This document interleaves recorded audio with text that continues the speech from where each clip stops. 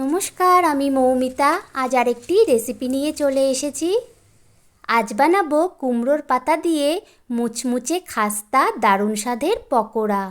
এই পকোড়াগুলো এতটাই টেস্টি হয় যে একটার পর একটা খেয়ে যাবেন, তবু মনে হবে যে আরেকটা খাই।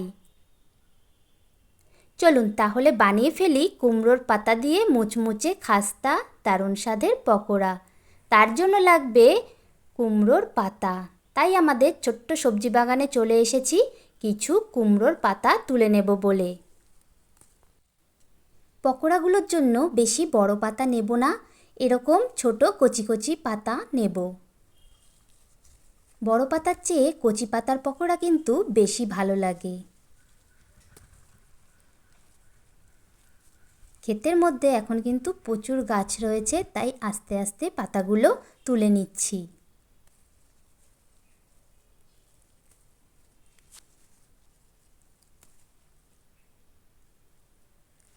পাতাগুলো তুলে নিয়েছি, আর তুলব না, এই পাতাতেই পকোড়াগুলো হয়ে যাবে। এই পকোড়ার সাথে গরম গরম লঙ্কার চপও কিন্তু খেতে খুব ভালো লাগে, তাই গাছ থেকে কিছু লঙ্কাও তুলে নেব।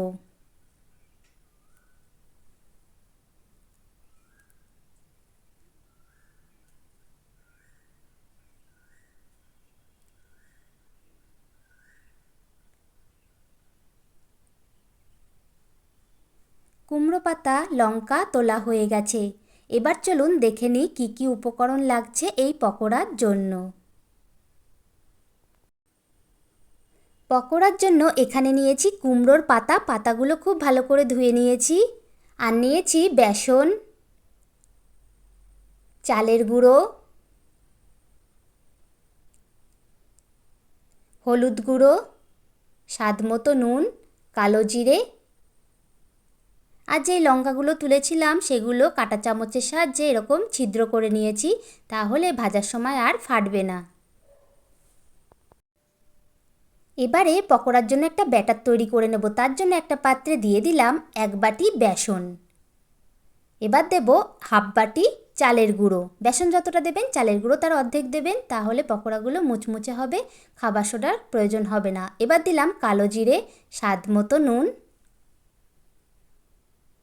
হলুদ গুঁড়ো, সব কিছু দিয়ে খুব ভালো করে এটা মিশিয়ে নেব।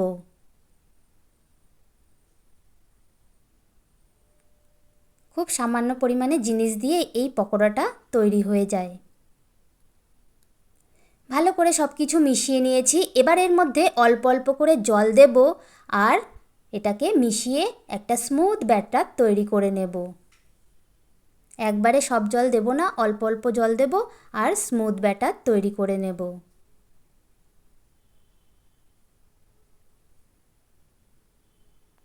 পকোড়ার জন্য ব্যাটারটা তৈরি হয়ে গেছে। দেখুন ঠিক এই রকম ব্যাটার তৈরি করে নিতে হবে। খুব বেশি গাঢ়ও হবে না, আবার খুব পাতলাও হবে না। ব্যাটারটা তৈরি করা হয়ে গেছে। এবার সেই কুমড়োর পাতাগুলো এই ব্যাটারের মধ্যে দিয়ে দেখুন ঠিক এইভাবে পাতার সাথে মাখিয়ে নিতে হবে।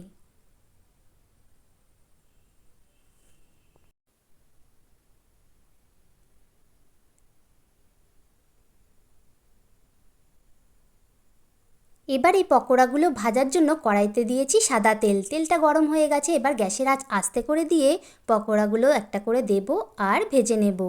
পকোড়াগুলো গ্যাসের আঁচ বাড়িয়ে ভাজবেন না, তাহলে পকোড়াগুলোর ভিতরে কাঁচা থাকবে আর খাস্তা মুচমুচে হবে না। এই পকোড়াগুলো ভাজতে খুব বেশি তেলেরও প্রয়োজন হয় না। দেখুন খুব সামান্য পরিমাণে তেল দিয়েছি, এতেই পকোড়াগুলো ভাজা হয়ে যাবে। এই পকোড়াটা ভাজা হয়ে গেছে। এবার তেল ছেঁকে একটা পাত্রে উঠিয়ে নেব। একইভাবে আমি বাকি সমস্ত পকোড়াগুলোই ভেজে নেব। এই পকোড়াগুলো বানানো খুবই সহজ। মাত্র অল্প কয়েকটি উপকরণ দিয়েই এই পকোড়াগুলো ভাজা যায়, আর খেতেও অসাধারণ লাগে। দেখুন পকোড়াটা কি সুন্দর ফুলে উঠেছে।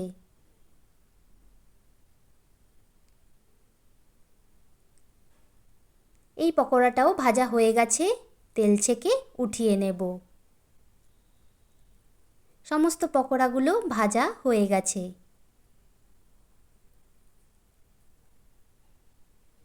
পকোড়াগুলো ভাজার পর যেটুকু ব্যাটার ছিল তার মধ্যে সেই ছিদ্র করে রাখা লঙ্কাগুলো দিয়ে ভালো করে মিশিয়ে নেব। এবার তেলের মধ্যে দিয়ে লঙ্কার চপগুলোও ভেজে নিচ্ছি।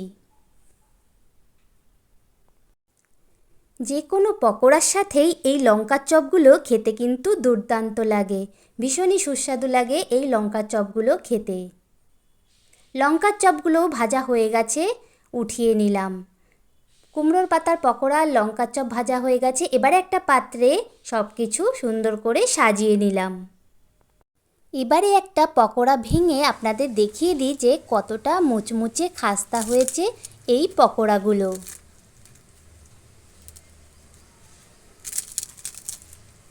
আপনারাও বাড়িতে কুমড়োর পাতা দিয়ে আর খুব সামান্য উপকরণ দিয়ে এইভাবে কুমড়োর পাতার পকোড়া বানিয়ে খেয়ে দেখুন, ভীষণ ভালো লাগবে। আজকের এই রেসিপিটি আপনাদের কেমন লাগলো কমেন্ট করে জানাবেন। আর ভিডিওটি ভালো লাগলে একটা লাইক করে দেবেন আর আমার চ্যানেলটি প্লিজ সাবস্ক্রাইব করে দেবেন। সবাই ভালো থাকবেন, ধন্যবাদ।